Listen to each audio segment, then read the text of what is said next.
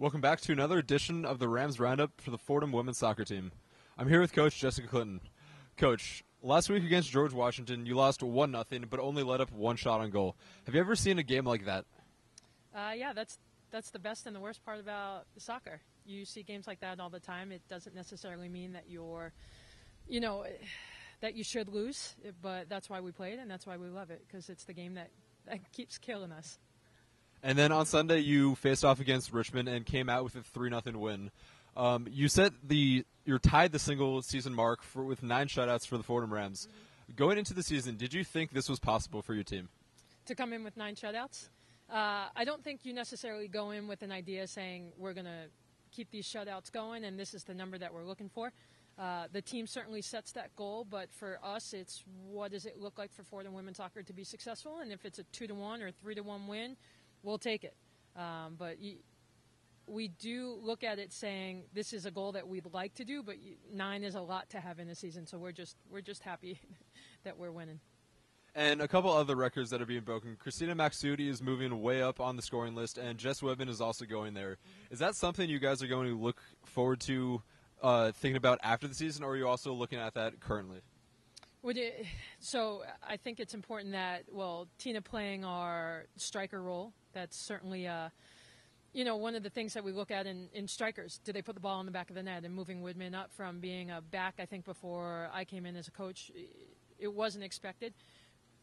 It's always nice that players are scoring goals. I think there's certainly players that will miss when they graduate because it's a hard role. They have the top 2, they lead the team with scoring. It'll be hard roles to fill, but they are graduate students. They've been here for 5 years. They know how it works, and that's leadership for you, and those are great players. So it will be hard to fill. We hope we get them up to being higher in the rankings in Fordham women's soccer, but we're just focusing one game at a time. And then another player who scored, Lane Cronin, she scored her first goal of her career. Mm-hmm. What was the celebration like after that? I think it was a big celebration. I think a lot of her teammates, as with any of our goals, it becomes a team celebration, and everybody looks to come in and hug, and even the sideline was going crazy as far as Lane scoring a goal, and that was great to see. And Lane typically takes out Tina, and we heard Tina on the sideline screaming Lane's name.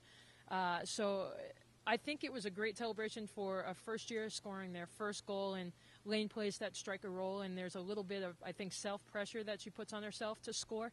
But it was nice of her to get it done in the Richmond game. And then moving forward to this week's games, you have Davidson on Thursday and George Mason on Sunday. Mm-hmm. You're sitting currently with 5 wins in the A10, and you basically control your own destiny. Mm-hmm. What can you guys do to win at home and make the A10 tournament? I think you said it right there, win at home. Those are 2 important games for us, and like you said, we want to control our own destiny. And what does that mean? Like that means that we're prepared as best as we can, that we are resting well, that we are training well, that we've prepared them on and off the field to be able to walk in and be successful. Sunday is senior day also, so there's a little extra emotion involved. But it's really taking care of these both games because it comes down to seeding. Okay, thank you, Coach Clinton. Thank you. Up next, we'll have freshman forward Lane Cronin. And I'm back here with freshman forward Lane Cronin. Lane, you scored your first goal of your career on Sunday. What was that like? It was awesome. It was really exciting. I was in shock at first when I saw it go in. I thought it was going to go over the net, but it didn't. And you're playing behind a great striker in Christina Maxudi. What has her help been like to your development this year? Tina's been like a mentor to me on and off the field, so it's been really awesome. I look up to her so much. She's a great person and an even better player. And what is the biggest transition between playing in high school and club and playing Division I soccer?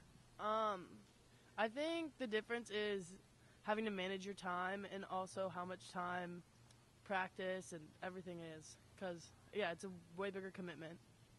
And final 2 games this week in the A10, both at home.